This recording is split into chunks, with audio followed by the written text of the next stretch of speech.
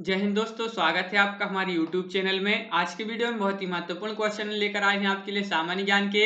यह अपना पार्ट 5 है, भाग 5 है, बहुत ही महत्वपूर्ण है, तो वीडियो को पूरा अवश्य देखें। अगर आप चैनल पर नए हैं तो चैनल को सब्सक्राइब कर लें, बेल आइकन दबाएं और ऑल पर क्लिक करें ताकि ऑल वीडियो की जानकारी आपके यहाँ तक सबसे पहले तक पहुंचे। और वीडियो को लाइक कर लें और ज़्यादा से ज़्यादा वीडियो को शेयर करें ताकि अन्य लोग भी यह वीडियो देख सकें। दोस्तों, आज का वीडियो शुरू करने से पहले हम थोड़ी सा बता दें आपके लिए अनअकैडमी के बारे में। अनअकैडमी लेकर आया है यहाँ पर आपके लिए फ्री प्लान, जिसमें आप एमपीपीएससी एंड व्यापम संबंध कोई सा भी एग्जाम क्रैक करना चाहते हैं तो अनअकैडमी ऐप डाउनलोड कर लें। यहाँ पर आपके लिए बहुत सारे फ्री प्लान उपलब्ध हैं, प्लस आपका सब्सक्रिप्शन भी है यहाँ पर। तो यहाँ पर हम आपके लिए बता दें फ्री प्लान में आपके लिए क्या है। तो यहाँ पर फ्री टेस्ट सीरीज है। फ्री टेस्ट सीरीज में आपके लिए यहाँ पर बता दें एमपी जो है एमपीपीएससी प्री के लिए चैंपियनशिप है 2020 के लिए। यहाँ पर अटेंड करें, फ्री मॉक टेस्ट है और इसका एनालिसिस बताया जाता है नेक्स्ट डे। एमपी के टॉप एजुकेटर यहाँ पर उपलब्ध हैं। और सबसे बड़ी बात यहाँ पर है कि टॉप 3 रैंकर्स जो रहते हैं, टॉप 3 विनर्स रहते हैं, उनके लिए 1 महीने का फ्री सब्सक्रिप्शन दिया जाता है अनअकैडमी के द्वारा। तो ये जो है यहाँ पर टेस्ट होते हैं, ये टेस्ट देखिए, first test, second, third, fourth, ये जो है यहाँ पर आपके लिए डेट दी गई है। ये डेट याद रखिए। यहाँ पर टॉप 3 विनर्स के लिए 1 महीने का सब्सक्रिप्शन दिया जाता है। और यहाँ पर फ्री मॉक टेस्ट है फॉर एमपी पुलिस के लिए और एसआई के लिए। तो एमपी पुलिस की तैयारी कर रहे हैं जो, उनके लिए तो अभी बहुत ही महत्वपूर्ण यहाँ पर सुनहरा अवसर है। देखिए यहाँ पर क्या है, यहाँ पर भी अटेंड फ्री मॉक टेस्ट है और एनालिसिस भी बताया जाता है और एमपी के टॉप एजुकेटर है। 1 महीने का फ्री सब्सक्रिप्शन भी यहाँ पर आपके लिए दिया गया है टॉप 3 विनर्स के लिए। ये जो देखिए आपका फर्स्ट पेपर है, सेकंड पेपर, थर्ड पेपर, ये आपकी यहाँ पर डेट दी गई है 26, 27, 28 को। एसआई एमपी एसआई के लिए भी यहाँ पर मॉक टेस्ट हैं, 3 मॉक टेस्ट हैं, 13 फरवरी, 20 फरवरी और 27 फरवरी के लिए। फिर इसके बाद यहाँ पर प्लस फीचर्स जान लेते हैं। प्लस सब्सक्रिप्शन में यहाँ पर क्या क्या आपके लिए उपलब्ध रहता है। तो यहाँ पर फेवरेट एजुकेटर है आपके, यहाँ पर कंप्लीट आपकी तैयारी करवाई जाती है। रेगुलर आपका डाउट क्लियर सेशन भी होता है और यहाँ पर कवरेज आपका पूरा जो भी सिलेबस रहता है पूरा कवर किया जाता है। फ्री मॉक टेस्ट सीरीज भी है यहाँ पर, वीकली मॉक टेस्ट भी आपके लिए यहाँ पर उपलब्ध हैं। तो वीडियो को शेयर करना ना भूलें, पीडीएफ के लिए टेलीग्राम ग्रुप से जुड़ जाएं। तो चलिए स्टार्ट करते हैं आज का अपना ये वीडियो। फर्स्ट क्वेश्चन है आज अपने यहाँ पर कि जनगणना 2001 के अनुसार भारत में लिंग अनुपात क्या है। तो जनगणना 2011 के अनुसार बताना है। जनगणना 2011 के अनुसार।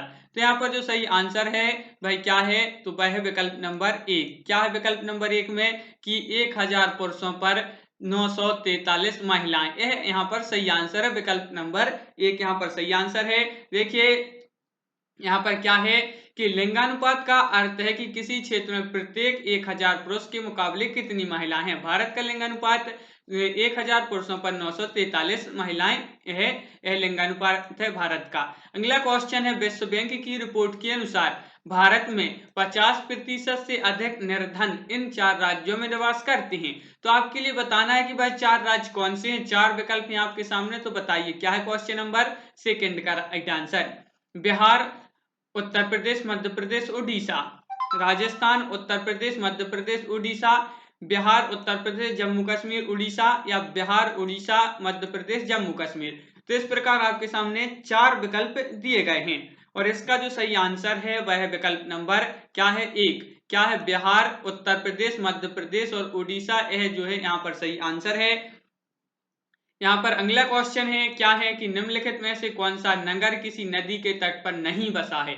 यहाँ पर आपके लिए नहीं बताना है, तो नहीं बसा है तो कौन सा नगर है जो किसी नदी के तट पर नहीं बसा है। सूरत, कटक, भोपाल या मैसूर। 4 विकल्प हैं क्वेश्चन नंबर 3 और इसका जो सही आंसर है क्वेश्चन नंबर 3 का वह है आपका यहाँ पर विकल्प नंबर क्या है सी, भोपाल। भोपाल यहाँ पर राइट आंसर है। जिन्होंने भोपाल बताया है उनका सही आंसर है। देखिए भोपाल भारत देश में मध्य प्रदेश राज्य की राजधानी है। भोपाल जिले का प्रशासनिक मुख्यालय भी है और भोपाल को राजा भोज की नगरी, झीलों की नगरी भी कहा जाता है। भोपाल में भारत हैवी इलेक्ट्रिकल्स लिमिटेड भेल का एक यहाँ पर कारखाना भी है। अगला क्वेश्चन है, निम्नलिखित में से भारतीय राज्यों में से किससे होकर कर्क रेखा नहीं गुजरती है। तो कर्क रेखा नहीं गुजरती है, यह बताना है। 4 विकल्प हैं आपके सामने, उत्तर प्रदेश, मध्य प्रदेश, गुजरात या झारखंड। तो क्वेश्चन नंबर 4 का यहाँ पर सही आंसर क्या है कि कर्क रेखा किस राज्य से होकर नहीं गुजरती है? तो यहाँ पर सही आंसर है आपका विकल्प नंबर 1 यानी कि उत्तर प्रदेश। उत्तर प्रदेश यहाँ पर सही आंसर होगा। देखिए, भारत में कर्क रेखा 8 राज्यों से होकर गुजरती है। वह 8 राज्य इस प्रकार हैं: गुजरात, राजस्थान, मध्य प्रदेश, छत्तीसगढ़, झारखंड, पश्चिम बंगाल, त्रिपुरा और मिजोरम। अगला क्वेश्चन है, भारत एवं चीन के बीच सीमा निर्धारित करने वाली मैकमोहन रेखा निम्नलिखित में से किस प्रदेश के उत्तरी सीमा पर खींची गई है? तो वह कौन सा प्रदेश है जिसके उत्तरी सीमा पर यह रेखा खींची गई है? जम्मू कश्मीर, उत्तर प्रदेश, हिमाचल प्रदेश, अरुणाचल प्रदेश। तो इस प्रकार आपके सामने 4 विकल्प हैं क्वेश्चन नंबर 5। और इसका यहाँ पर जो सही आंसर होगा क्वेश्चन नंबर 5 का, वह है यहाँ पर विकल्प नंबर डी यानी कि अरुणाचल प्रदेश। यह आपका सही आंसर है। विकल्प नंबर डी जिन्होंने बताया उनका सही आंसर है हेनरी मैकमोहन। ब्रिटिश विदेश सचिव थे और मैकमोहन ने भारत की ओर से उस सीमा रेखा को निर्धारित करने वाले समझौते और नक्शे पर हस्ताक्षर किए, जबकि तिब्बत की ओर से वहां की सरकार के प्रतिनिधि लोनचेन सात्रा ने हस्ताक्षर किए। तिब्बत अभी चीन के कब्जे वाला हिस्सा है। अगला क्वेश्चन है, थार मरुभूमि कहां पर स्थित है? थार मरुभूमि जो है यह कहां पर स्थित है यह बताना है आपके लिए। 4 विकल्प हैं आपके सामने, गुजरात, राजस्थान, पंजाब या हरियाणा। तो सभी लोग बताएं क्वेश्चन नंबर 6 का राइट आंसर। थार मरुभूमि कहां पर स्थित है बताइए जल्दी से। और इसका सही आंसर है राजस्थान, बिल्कुल सही, विकल्प नंबर बी। विकल्प नंबर बी आपका यहाँ पर राइट आंसर है, राजस्थान में है थार मरुभूमि। देखिए, भारतीय थार मरुस्थल राजस्थान में अरावली पर्वतमाला के पश्चिम में स्थित गर्म उष्ण मरुस्थल है। थार मरुस्थल में वार्षिक वर्षा 25 सेंटीमीटर से भी कम होती है, इसलिए यहाँ शुष्क जलवायु और नाममात्र की प्रकृति वनस्पति पाई जाती है। अगला क्वेश्चन है, निम्नलिखित में से कौन सा कथन असत्य है? तो बहुत ही महत्वपूर्ण क्वेश्चन है। यहाँ पर 4 कथन दिए हैं आपके सामने, तो इनमें से आपके लिए असत्य कथन का चयन करना है। भारत का दक्षिणी बिंदु पिगमेलियन यहाँ पर पॉइंट है, या भारत की कुल समुद्री सीमा का लंबाई 7516.5 किलोमीटर है। पाक जल संधि भारत और पाकिस्तान के बीच स्थित है। भारत का दक्षिणतम बिंदु 6 उत्तरी अक्षांश पर स्थित है, यह बताना है। तो 4 विकल्प में कौन सा कथन असत्य है? तो यहाँ पर आपका सही आंसर है, यह कथन असत्य है। पाक जल संधि भारत और पाकिस्तान के बीच स्थित है। देखिए, पाक जल डमरू मध्य यह भारत के राज्य तमिलनाडु और द्वीप राष्ट्र श्रीलंका के उत्तरी भाग के बीच स्थित एक जल संयोगी है।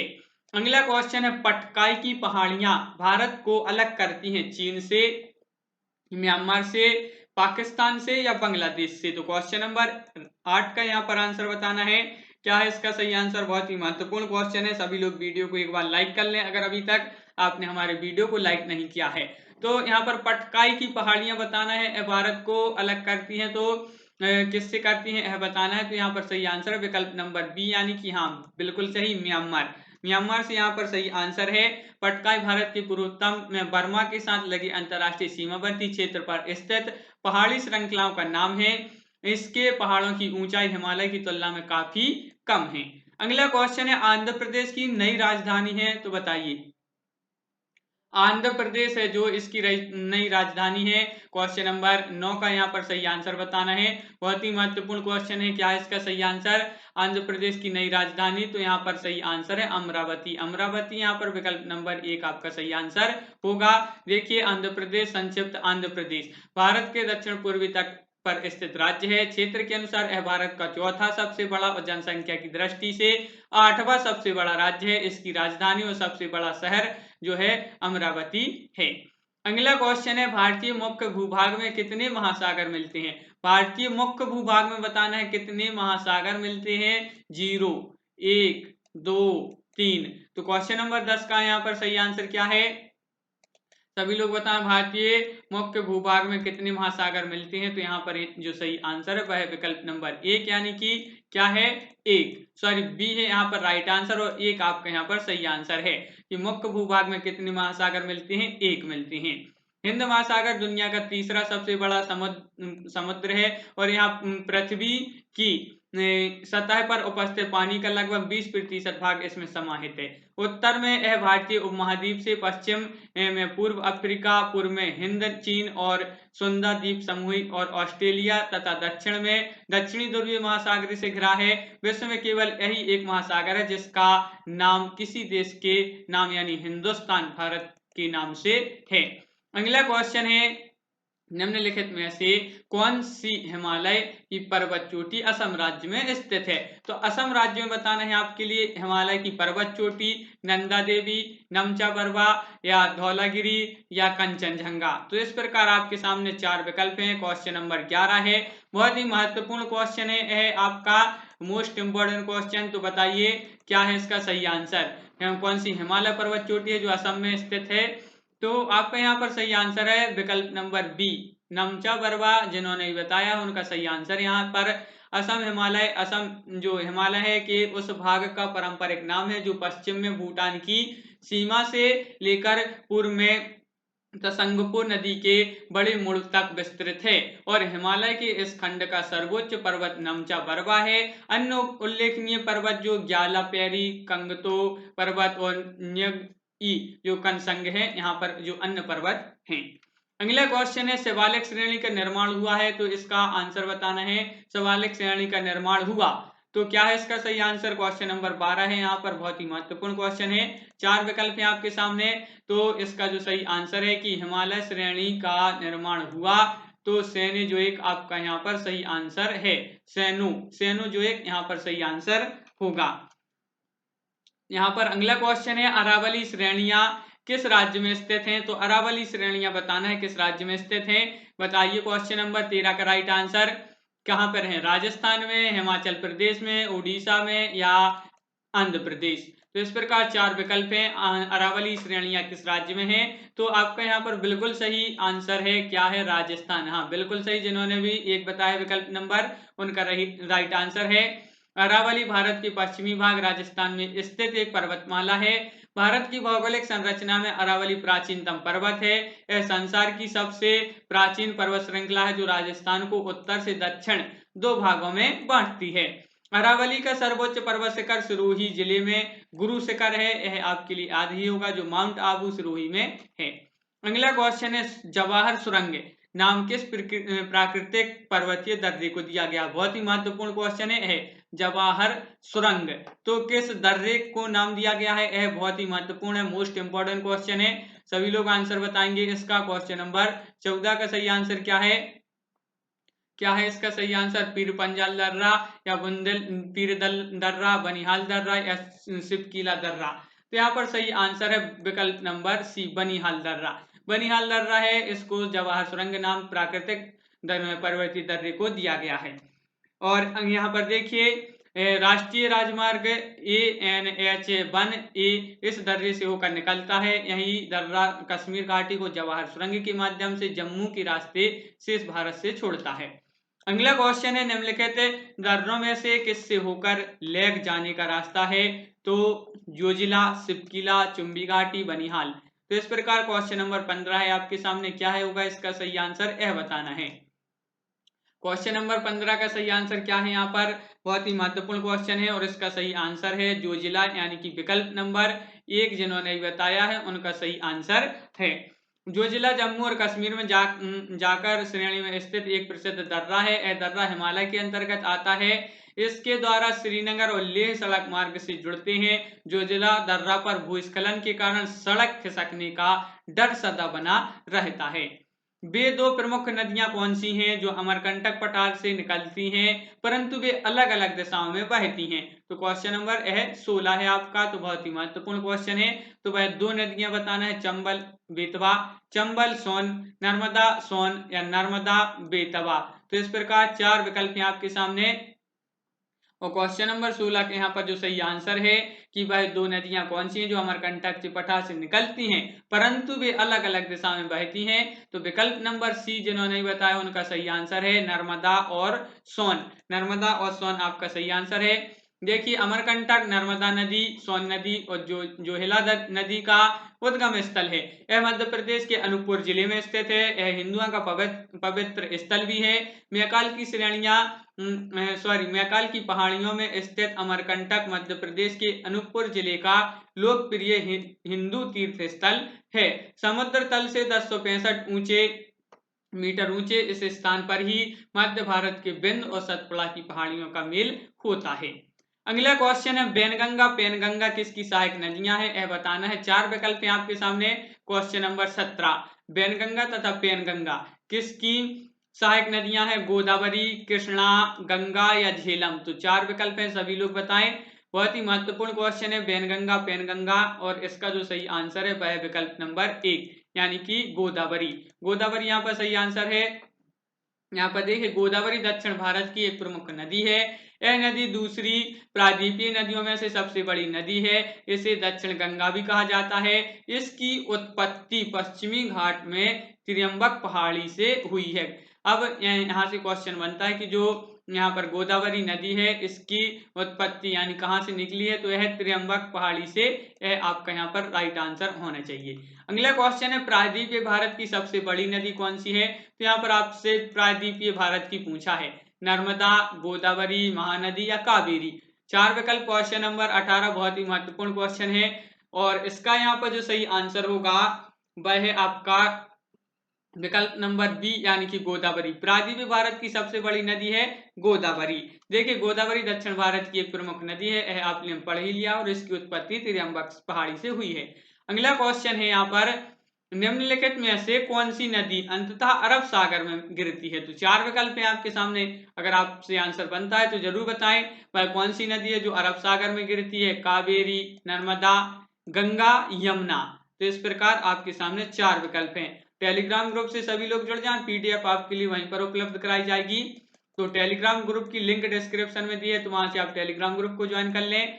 और बहुत ही महत्वपूर्ण क्वेश्चन है और इसका जो सही आंसर है वह है विकल्प नंबर बी यानी कि नर्मदा। नर्मदा यहाँ पर सही आंसर है। देखिए नर्मदा जैसे रेवा के नाम से जाना जाता है और मध्य भारत की एक नदी और भारतीय उपमहाद्वीपों की 5वीं सबसे लंबी नदी है। यह गोदावरी और कृष्ण नदी के बाद भारत के अंदर बहने वाली तीसरी सबसे लंबी नदी है। मध्य प्रदेश राज्य में इसके विशाल योगदान के कारण इसे मध्य प्रदेश की जीवन रेखा भी कहा जाता है और वह उत्तर और दक्षिण भारत के बीच एक पारंपरिक सीमा की तरह कार्य करती है। यह अपनी उद्गम से पश्चिम की ओर 1312 किलोमीटर चलकर खंबात की खाड़ी अरब सागर में जा मिलती है। अगला क्वेश्चन है निम्नलिखित में से कौन सी नदी चंबल में नहीं मिलती। चंबल में नहीं मिलती है क्षिप्रा, काली सिंध, बेतवा या पार्वती। क्वेश्चन नंबर 20 का सही आंसर क्या होगा, जल्दी से बताएं। बहुत ही महत्वपूर्ण क्वेश्चन है और इसका सही आंसर है बिल्कुल सही बेतवा। बेतवा यहाँ पर सही आंसर होगा विकल्प नंबर सी। बेतवा भारत के मध्य प्रदेश राज्य में बहने वाली एक नदी है। यमुना की सहायक नदी है। यह मध्य प्रदेश में रायसेन के कुम्हरा गांव से निकलकर उत्तर पूर्वी दिशा में बहती है। भोपाल, विदिशा, झांसी, ललितपुर आदि जिलों में होकर यह बहती है। कौन सी, बेतवा नदी। और यह आपके लिए याद रखना है। अगला क्वेश्चन है हीराकुंड बांध किस राज्य में है। तो बहुत ही महत्वपूर्ण क्वेश्चन, हीराकुंड बांध है जो कहां पर है, उड़ीसा में है, झारखंड में है या उत्तराखंड में है या पश्चिम बंगाल में। क्वेश्चन नंबर 21 है आपका यहाँ पर, बहुत ही महत्वपूर्ण यह क्वेश्चन है। क्या होगा इसका सही आंसर, हीराकुंड बांध। तो यह है आपका उड़ीसा यानी कि विकल्प नंबर 1 जिन्होंने बताया है ए उनका सही आंसर है। और देखिए हीराकुंड बांध ओडिसी में महानदी पर निर्मित एक बांध है। यह संबलपुर से 15 किलोमीटर दूर है। इस बांध के पीछे विशाल जलाशय है। यह परियोजना भारत में शुरू की गई कुछ आरंभिक परियोजना में से एक है और 1997 में महानदी पर निर्मित यह बांध संसार के सबसे लंबे बांधों में से एक है और इसकी कुल लंबाई 26 किलोमीटर है और बाई से लामडूंगरी पहाड़ी से लेकर 4.8 किलोमीटर दूर चंदीली पहाड़ी तक मुख्य बांध है। इसके दोनों तरफ 2 अवलोकन मीनार हैं, गांधी मीनार और नेहरू मीनार। अगला क्वेश्चन है कि भारत में ताजे जल की सबसे बड़ी झील कौन सी, बुलर किस राज्य में स्थित है। तो बुलर झील बताना है, बहुत ही महत्वपूर्ण क्वेश्चन है और यह ताजे जल की है। ताजे जल की झील है, याद रखना है। जो बुलर झील है यह ताजे जल की झील है। और यह किस राज्य में है यह बताना है आपके लिए। किस राज्य में है? यह है आपकी जम्मू कश्मीर, यानी कि विकल्प नंबर डी आपका यहाँ पर राइट आंसर होगा। कहां पर है? जम्मू कश्मीर में। देखिए बुलर झील जम्मू और कश्मीर राज्य के बंडीपोरा जिले में स्थित एक झील है। यह भारत की मीठे पानी की सबसे बड़ी झील है। यह झेलम नदी के मार्ग में आती है। झेलम इसमें पानी डालती भी है और फिर आगे निकाल भी लेती है। मौसम के अनुसार इस झील के आकार में बहुत विस्तार से गुण होता रहता है। इसका आकार 30 वर्ग किलोमीटर से 260 वर्ग किलोमीटर के बीच बदलता है। अपने बड़े आकार के कारण इस झील में बड़ी लहरें आती हैं। अगला क्वेश्चन है, क्या है कि विश्व विख्यात जोग या गरसोप्पा जलप्रपात किस राज्य में स्थित है?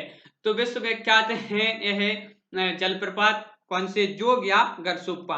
कर्नाटक में है, महाराष्ट्र में है, आंध्र प्रदेश में है, केरल में है। इस प्रकार 4 विकल्प हैं और इसका जो सही आंसर है वह है विकल्प नंबर 1 यानी कि कर्नाटक। यह कहां पर है? कर्नाटक में है, जोग या गरसोप्पा जलप्रपात।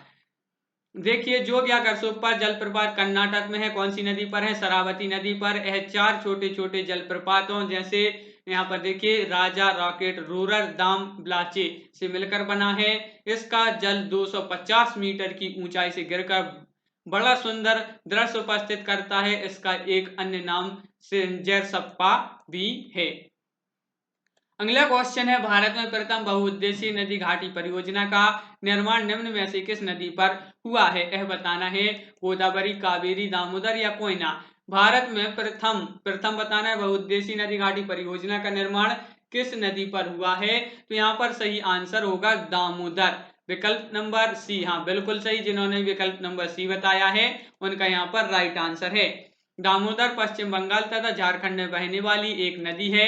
इस नदी के जल से एक महत्वाकांक्षी वन बिजली परियोजना दामोदर घाटी परियोजना चलाई जाती है। इसका नियंत्रण डीवीसी करती है।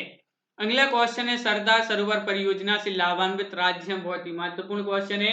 वह कौन कौन से राज्य हैं जो सरदार सरोवर परियोजना से लाभान्वित हैं? 4 विकल्प हैं, राजस्थान, महाराष्ट्र, आंध्र प्रदेश, कर्नाटक, मध्य प्रदेश, राजस्थान, उत्तर प्रदेश, आंध्र प्रदेश या राजस्थान, मध्य प्रदेश, गुजरात, महाराष्ट्र या गुजरात, राजस्थान, महाराष्ट्र, आंध्र प्रदेश। तो इस प्रकार आपके सामने 4 विकल्प क्वेश्चन नंबर 25 है और इसका सही आंसर क्या है? सरदार सरोवर परियोजना से लाभान्वित जो राज्य हैं वह हैं राजस्थान, मध्य प्रदेश, गुजरात और महाराष्ट्र। यह 4 राज्य हैं। देखिए सरदार सरोवर दुनिया का दूसरा सबसे बड़ा बांध है। यह नर्मदा नदी पर 138 मीटर ऊंचा नर्मदा है और नर्मदा नदी पर बनने वाले 30 बांधों में सरदार सरोवर और महेश्वर 2 सबसे बड़ी बांध परियोजनाएं हैं। इनका लगातार विरोध होता रहा है। इन परियोजनाओं का उद्देश्य गुजरात के सूखाग्रस्त इलाकों में पानी पहुंचाना और मध्य प्रदेश के लिए बिजली पैदा करना, लेकिन ये परियोजना अपनी अनुमानित लागत से काफी ऊपर चली गई। अगला क्वेश्चन है, ओमकारेश्वर परियोजना निम्नलिखित नदियों में से किस एक से संबंध है? तो ओमकारेश्वर बताना है। तो चंबल, नर्मदा, ताप्ती या भीमा। 4 विकल्प हैं आपके सामने। क्वेश्चन नंबर 26 क्या है इसका सही आंसर? इसका राइट आंसर होगा यहाँ पर नर्मदा, यानी कि विकल्प नंबर 1 कि ओमकारेश्वर परियोजना निम्नलिखित नदियों में से किस एक से संबंध है? तो वह नर्मदा। और यह देखिए ओमकारेश्वर परियोजना इंदिरा सागर परियोजना से 40 किलोमीटर अनुप्रवाह पर मध्य प्रदेश में स्थित है। अगला क्वेश्चन है, भारत में सर्वाधिक वर्षा प्राप्त करने वाला स्थान है। तो बताइए, भारत में बताना है बीकानेर या चेरापूंजी या मासिनराम है यहाँ पर या शिमला। तो यहाँ पर 4 विकल्प हैं। क्वेश्चन नंबर 27 का राइट आंसर यहाँ पर जो है वह है आपका विकल्प नंबर सी। विकल्प नंबर सी यहाँ पर जिन्होंने बताया है उनका राइट आंसर है। भारत में सर्वाधिक वर्षा वाला स्थान मासिनराम मेघालय में है स्थित है, जो अपनी प्राकृतिक सुंदरता और अत्यधिक वर्षा के कारण प्रसिद्ध है। मेघालय के इस स्थान को विश्व में सबसे अधिक वर्षा वाले स्थान के रूप में जाना जाता है। मेघालय में स्थित चेरापूंजी और मासिनराम में सबसे ज्यादा बारिश होती है। अगला क्वेश्चन है, ग्रीष्म काल में आने वाले तूफानों को निम्नलिखित में से किस राज्य में काल वैसाखी के नाम से जाना जाता है? काल वैसाखी के नाम से जाना जाता है, याद रखना है। तो किस राज्य में जाना जाता है? पंजाब, हरियाणा, राजस्थान या पश्चिम बंगाल? 4 विकल्प हैं आपके सामने, क्या है इसका सही आंसर सभी लोग बताएं।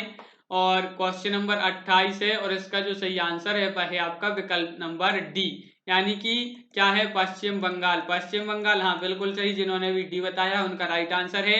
काल वैसाखी से तात्पर्य तेज गति से आने वाले स्थानीय तूफानों से है।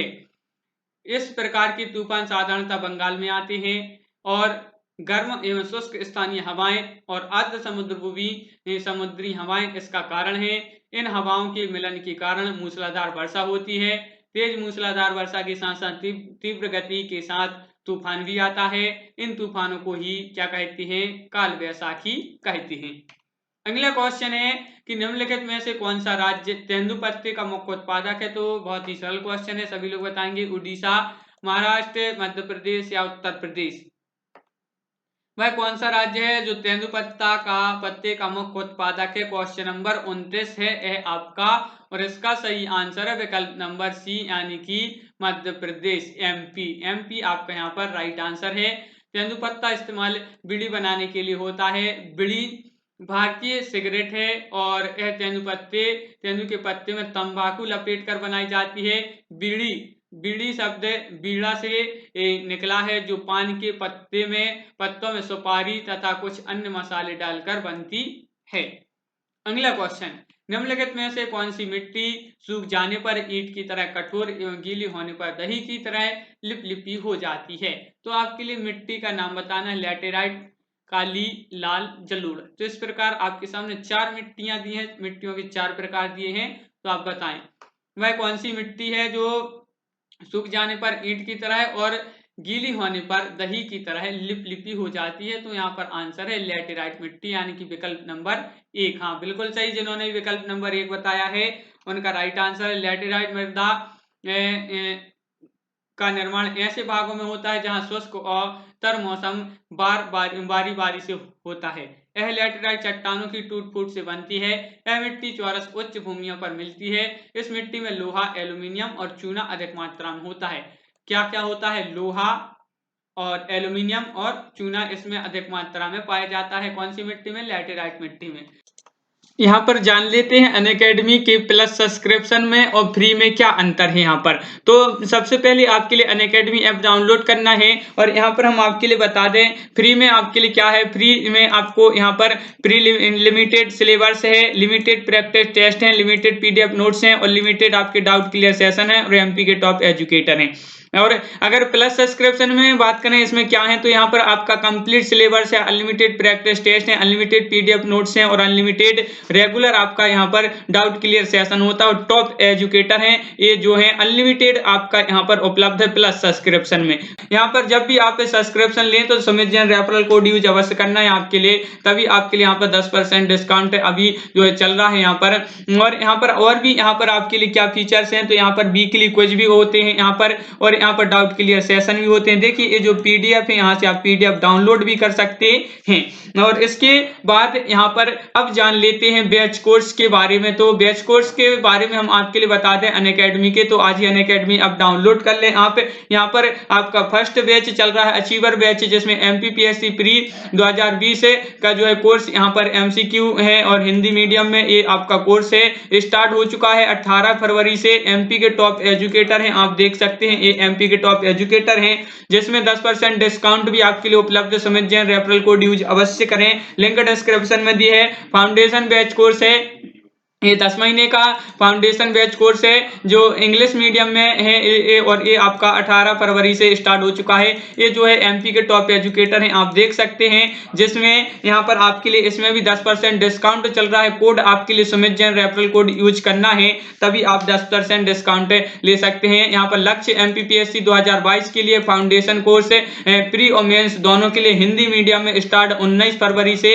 यहाँ पर देखिए लोकेन जी हैं, गौरव जी हैं और मुकेश जी हैं, ये जो है एमपी के टॉप एजुकेटर हैं, एजुकेटर जिनके माध्यम से आपकी तैयारी करवाई जाती है। Indian best educator for MPPSC and Vyapam के लिए आप देख सकते हैं यहाँ पर ये बेस्ट एजुकेटर हैं इंडिया के, और जिनके माध्यम से आपकी एमपीपीएससी एंड व्यापम की संबंधित कोई भी तैयारी जो रहती है वह इनके द्वारा करवाई जाती है।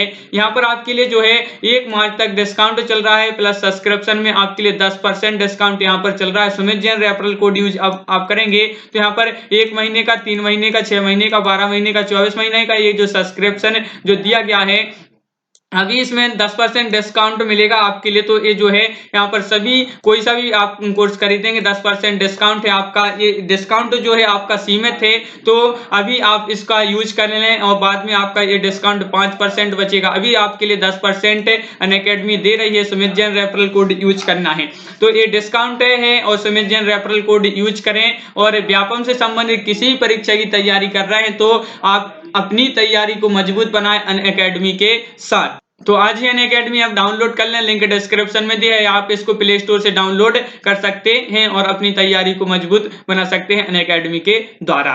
तो आज की वीडियो में बस इतना ही। 30 क्वेश्चन लिए थे, बहुत ही महत्वपूर्ण क्वेश्चन थे आपके लिए। तो यह वीडियो आपके लिए कैसा लगा कमेंट में जरूर बताएं, और रोज इसी प्रकार की वीडियो आपके लिए लाया जाता है, 30 क्वेश्चन लाए जाते हैं।